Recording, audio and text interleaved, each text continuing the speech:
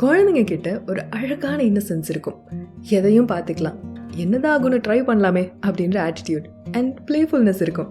கூடவே அதிகமான creativity and future பற்றின ஒரு நம்பிக்கை. கூட தான் இவங்க இருக்காங்களே, கீழே விழுந்தாலும் தூக்கி விட இவங்க இருக்காங்க, தனியாக இல்லை அப்படின்ற ஒரு நம்பிக்கை இருக்கிறதால தான் அவங்க மைண்டில் வர தாட்ஸை கேள்விகளா ஸ்டேட்மெண்ட்ஸா எந்த பயமுமே இல்லாமல் நம்ம கிட்ட பேசுகிறாங்க. ஊஞ்சல்ல இருந்து குதிக்கணுமா, கடல்ல அலைகள் கூடவே ஓடணுமா, அதை அப்பவே செஞ்சிடுறாங்க. இது நல்லதா, சேஃபா, அதோட கான்சிக்வன்சஸ் என்னென்ன அப்படின்லாம் அவங்களுக்கு யோசிக்க தெரியாது. ஆனால் ஒன்று ஒன்றா தெரிஞ்சுப்பாங்க, லேர்ன் பண்ணுவாங்க. என்ன லேர்ன் பண்ணுறோம், அதை நம்ம எப்படி லேர்ன் பண்ணுறோன்றது தான் அடல்ட்டாக இருக்கும் நம்மளோட பிலீஃப்ஸ் அண்ட் பிஹேவியர்ஸாக மாறுது. அல்டிமேட்லி ஒரு சைல்டுக்கு சேஃபான ஹெல்தி பாசிட்டிவ் என்வைரன்மெண்ட்டில் வளரணுன்னு தான் நம்ம ஆசைப்படுவோம்.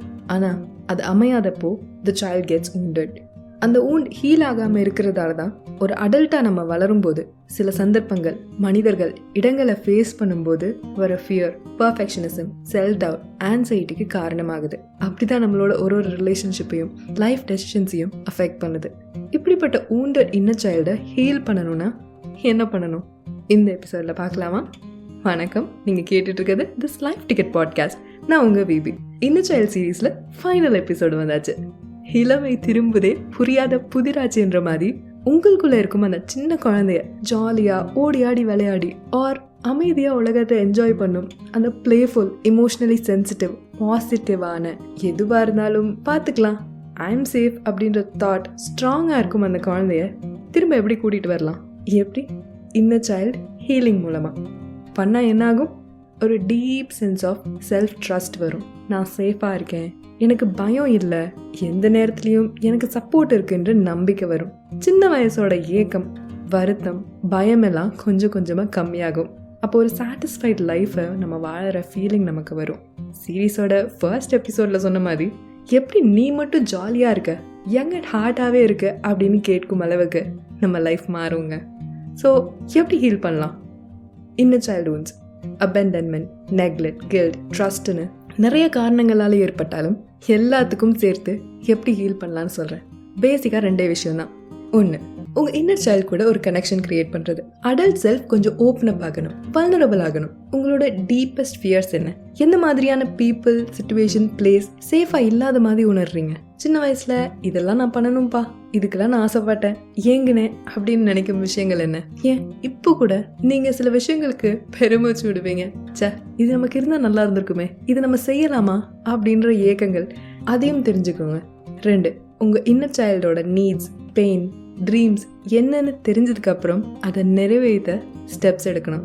எப்படி எடுக்கணும்? சுனாமிலேயே ஸ்விம்மிங்கை போடணும் அப்படின்ற மாதிரியெல்லாம் சின்ன வயசில் ஆசை இருந்துச்சுன்னா குழந்தை எது வேணாலும் அதோட சேஃப்டி கான்சிக்வன்சஸ் தெரியாமல் ஆசைப்படும். அதை அப்படியே நிறைவேற்றாம, இல்லைப்பா அப்படி பண்ணுறது உனக்கு சேஃப் இல்லை, உனக்கு அலைகளில் ஸ்விம்மிங் போடணுமா, அவ்வளோதானே.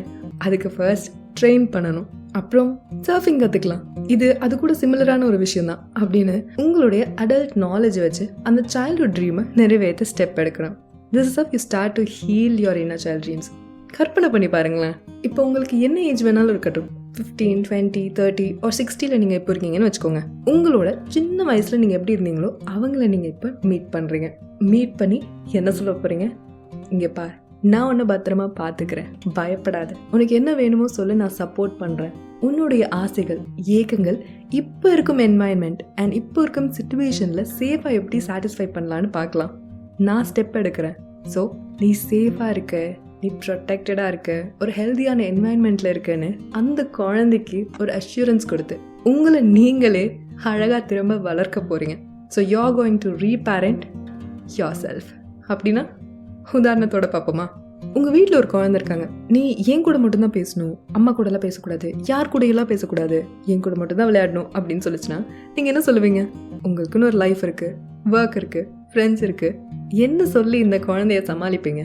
சொல்லும்போது அந்த குழந்தைய ஏதாவது சொல்லி ஒரு செஞ்சு பயமுறுத்தலாம் கூடாது, மென்டலி அண்ட் ஃபிசிக்கலி ஹர்ட் பண்ணக்கூடாது, அண்ட் அவங்களோட நீடை சாட்டிஸ்ஃபை பண்ணணும். ஒரு டாக்ஸிக் என்வைரன்மெண்ட் இல்லாமல் ஹெல்தியான என்வைரன்மெண்ட்டில் அந்த குழந்தைய வளர்க்கணும்னு நினைக்கும் நீங்கள் எப்படி அந்த குழந்தைய சமாளிப்பீங்க?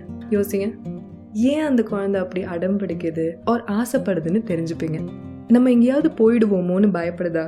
வேற யாரும் அந்த குழந்தை கூட டைம் ஸ்பெண்ட் பண்ண மாட்டேறாங்களா? வேற யார் கூடயும் அந்த குழந்தை சேஃபாக ஃபீல் பண்ணாத மாதிரி இருக்கா? இப்படிலாம் நிறைய கேள்விகளில் யோசிப்பீங்க. அப்புறம் ரிசல்ட்ஸ் தெரிஞ்சதும் ஸ்டெப்ஸ். 1, ஒரு அஷ்யூரன்ஸ் கொடுப்போம். நான் உன்னை விட்டு எங்கேயும் போக மாட்டேன். I'll always be there for you. I love you. And யாரோட பேசினாலும் யார் கூட நான் பழகினாலும் எவ்வளோ தூரத்தில் இருந்தாலும் உண்மையில வச்சிருக்கும் அன்பு குறையவே குறையாது. I'll always come to play with you, talk to you, love youன்னு அஷ்யூரன்ஸ் கொடுப்போம்.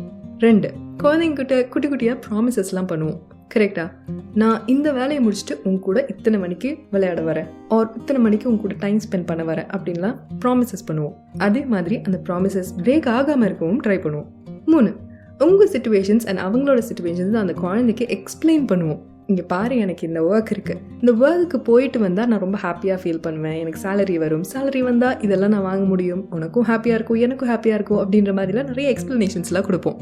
உங்கள் சிச்சுவேஷன் அண்ட் உங்களோட என்வாயன்மெண்ட்டை எக்ஸ்பிளைன் பண்ண ட்ரை பண்ணுவோம். அப்புறம் உனக்கும் ஃப்ரெண்ட்ஸ் இருக்குது, எனக்கும் ஃப்ரெண்ட்ஸ் இருக்குது, நீ உன் ஃப்ரெண்ட்ஸ் கூட விளையாட போகிற, நான் என் ஃப்ரெண்ட்ஸ் கூட கொஞ்சம் டைம் ஸ்பெண்ட் பண்ண போகிறேன். ஸோ 2 பேருக்கும் மீ டைம்னு ஒன்று இருக்குது, அது அஃபெக்ட் ஆகாமல் நம்ம 2 பேரும் டைம் ஸ்பெண்ட் பண்ணலாம் அப்படிலாம் ஏதோ சொல்லியெல்லாம் சமாளிப்போம்.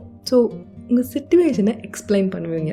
இப்படியெல்லாம் உங்கள் வீட்டில் இருக்கும் ஒரு குழந்தைய பேரண்டிங் பண்ணுவீங்களோ அதே மாதிரி வளர்ந்த உங்களை நீங்களே திரும்ப பேரண்டிங் பண்ண போகிறீங்க.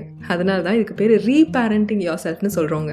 இப்போது எனக்கு அவங்க மட்டும்தான் வேணும், அவங்க மட்டும்தான் என் கூட இருக்கணும், வேறு யார் கூடயும் மெசேஜ் பண்ணக்கூடாது, வேறு யார் கூடயும் அவங்களும் பேசக்கூடாது அப்படின்ற மாதிரி உங்கள் ரிலேஷன்ஷிப்பில் நீங்கள் உங்கள் பார்ட்னர், பேரண்ட், ஃப்ரெண்ட் கிட்ட எக்ஸ்பெக்ட் பண்ணுறீங்களா ஆர் டிமாண்ட் பண்ணுறீங்களா?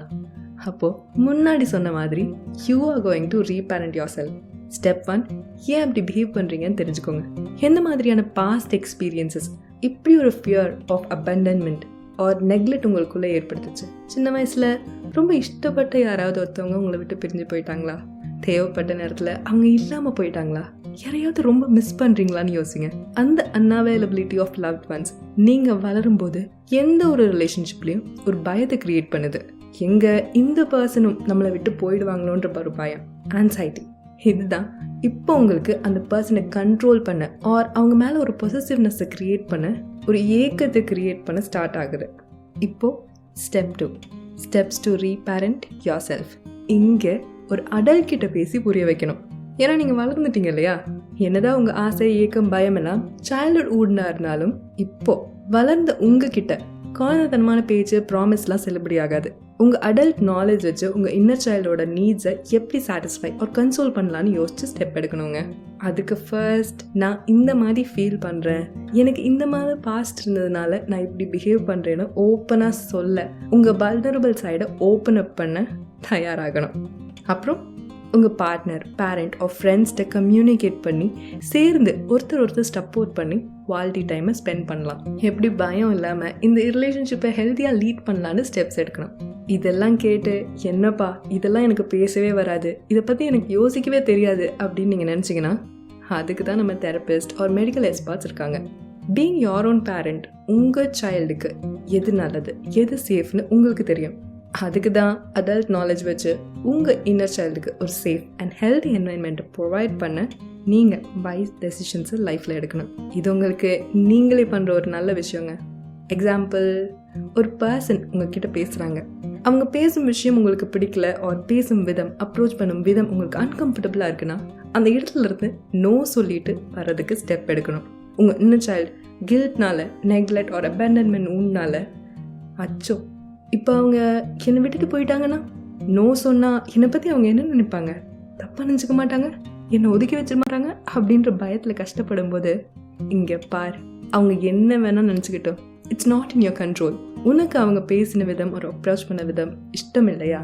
If you are not feeling safe, you can say no and leave the place. It's okay to say no in some relationship that hurts யூன்னு நீங்கள் உங்களோட இன்னர் சைல்டுக்கு ஒரு பேரண்ட்ன்ற இடத்துல இருந்து சொல்ல போகிறீங்க. உங்களுக்கு நீங்களே சொல்லிக்கிறதுனால you're reparenting yourself to heal. அப்புறம் சேஃபான பவுண்டரி செட் பண்ணுறது, யோர் வர்த்தி ஆஃப் லவ், நீயே உன்னை தாழ்த்திக்காத அப்படின்னு சொல்கிறது, பயங்களை ஃபேஸ் பண்ண ஸ்டார்ட் பண்ணுறது, ஏக்கங்களை ஆசைகளை நிறைவேற்றும் போது ஏஜ் ஆர் பீப்புள் ஆர் சரௌண்டிங்ஸை தடையாக இல்லாமல் பார்த்துக்கிறது. உனக்கு பூக்களுக்கு நடுவில் நின்று ஃபோட்டோ எடுக்கணும்னு ஆசையா? 70 வயசில் மேரத்தான் ஓடணும்னு ஆசையா? சேஃப்டி ப்ரிகாஷன்ஸ், ஹெல்தி பாடி கண்டிஷன்ஸ் கொஞ்சம் ட்ரெயின் பண்ணிவிட்டு தாராளமாக ஓடு. எதுக்கு தாத்தா உனக்கு இந்த வயசில் இதெல்லாம் அப்படின்னு யாராச்சும் கேட்டாங்கன்னா, ஆமாம்ல எனக்கு எதுக்கு இதெல்லாம், சின்ன சின்ன ஆசைகள்லாம் வச்சுக்கிட்டு அப்படின்னு நினைக்காம உங்கள் சின்ன சின்ன ஆசைகளை நிறைவேற்றுங்க. அம்மா மடியில் படுக்கணுமா, போய் படுங்க. எனக்கு இது பிடிக்காதுப்பா, நாட் இன்ட்ரெஸ்டட் அப்படின்னு நினச்சிங்கன்னா நோ சொல்ல தயங்காதீங்க. ஹெல்தி ஹேபிட்ஸ் அண்ட் ஹாபீஸை ஸ்டார்ட் பண்ணுங்கள். செல்ஃப் கேர் மேலே ஃபோக்கஸ் பண்ணுங்கள். ரிலேஷன்ஷிப் ஹெல்த்தியாக இருக்க ஸ்டெப்ஸ் எடுங்க. சேஃப் என்வாயன்மெண்ட் ப்ரொவைட் பண்ணும் பீப்புள் அண்ட் பிளேஸ் அண்ட் என்வாயன்மெண்ட்டுக்கு ப்ரியாரிட்டைஸ் பண்ணுங்கள். ஐயோ இதாகிடுமோ, விட்டு போயிடுவாங்களோ, தப்பாக நினச்சிடுவாங்களோன்னு பயப்படாமல் people can always learn and change. And if they don't change, அது உங்கள் பொறுப்பே கிடையாது. ஓகே, ட்ராவல் பண்ணணுன்னு ஆசைப்படுறீங்களா? ட்ராவல் பண்ணுங்கள். டான்ஸ் தெரியாது ஆனால் ஆட பிடிக்குமா? ஆடுங்க. ரோட்டில் திடீர்னு கிராஸ் பண்ணும்போது ஒரு கடையிலேருந்து செம்ம மனம் வருது, சரி இந்த டிஷ்ஷை நம்ம போய் சாப்பிட்லாம் அப்படின்னு சொல்லிட்டு சாப்பிட்டாலும் கேவலமாக இருந்தாலும் சரி, அந்த நிமிஷம் அதை செஞ்சதுக்கான சாட்டிஸ்ஃபேக்ஷன் உங்களுக்கு கண்டிப்பாக இருக்கும். மொக்க ஜோக் சொல்லணுமா சொல்லுங்கள், பிளான்ஸ் கூட பேசணுமா பேசுங்க, நேச்சர் கூட டைம் பண்ணணும்னு நினைக்கிறீங்களா பண்ணுங்க, சத்தமாக சிரிக்கணுமா சிரிங்க. Do not hesitate.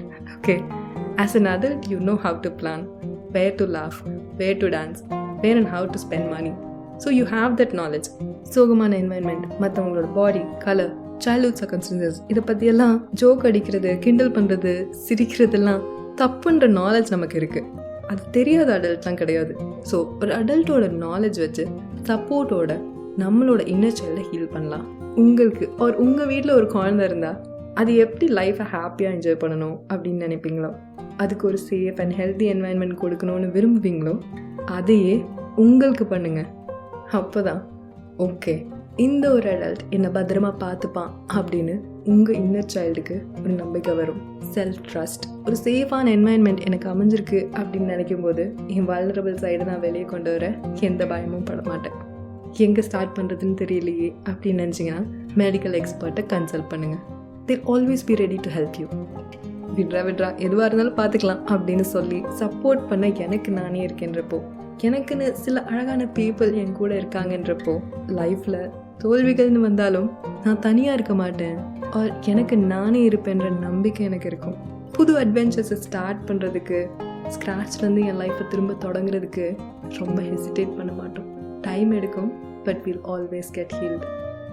ஸோ என்கிட்ட இருந்து a lot of love to your inner child. Make your wishes come true. Help yourself to grow and smile. எப்போ உங்களோட இன்னர் சைல்ட் சேஃப் அண்ட் ஸ்டெடியாக ஃபீல் பண்ணுதோ, then it will allow you to bloom. இதோட inner child series நிறைவேறியது. இந்த episode சீரீஸ்லேருந்து உங்கள் inner சைல்டை heel பண்ணுறதுக்கான சின்ன நல்ல தாட் கிடச்சிருந்தாலும் I'll be more happy about it. Next எபிசோடில் பார்க்கலாம். பாய்.